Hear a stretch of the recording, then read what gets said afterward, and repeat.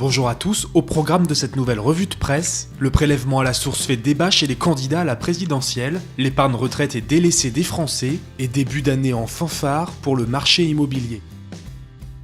Après François Fillon et Marine Le Pen, c'est au tour d'Emmanuel Macron de prendre ses distances avec le prélèvement à la source, observe leséchos.fr. Alors que cette réforme doit rentrer en vigueur au 1er janvier 2018, le candidat à la présidentielle a jugé sur Europe 1 qu'il ne faut pas la généraliser tout de suite à tout le pays, afin de pouvoir réaliser des tests au préalable.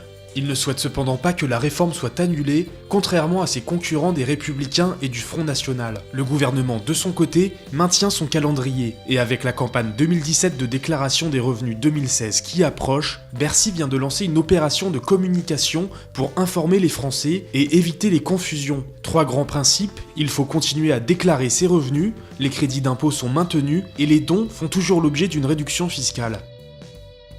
Les Français délaissent l'épargne retraite, titre investir.fr. Une enquête du Cercle de l'épargne montre que depuis 2015, l'effort personnel d'épargne retraite recule chez les actifs. En février 2017, seuls 10% des personnes interrogées déclarent épargner très régulièrement pour leur retraite, soit 5 points de moins qu'il y a 2 ans. Ils sont en outre 40% à ne pas le faire du tout. Mais le plus inquiétant, c'est que tout en n'épargnant pas, les Français sont presque 4 sur 5 à penser que le montant de leur pension sera insuffisant à la retraite. Peut-on lire sur l'argusdelassurance.com. Les candidats à la présidentielle, sans doute conscients de cette inquiétude, sont très nombreux à prôner une revalorisation des pensions, écrit capital.fr. Pourtant, les moyens d'y arriver demeurent pour le moment très flous.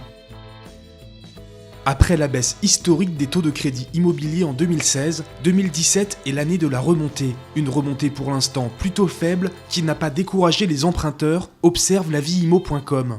Les demandes de prêts ont même bondi de 50% depuis le début de l'année. Les premières hausses de taux ont en effet boosté le marché immobilier car elles ont incité les attentistes à passer à l'acte et les retardataires à enfin renégocier leurs prêts.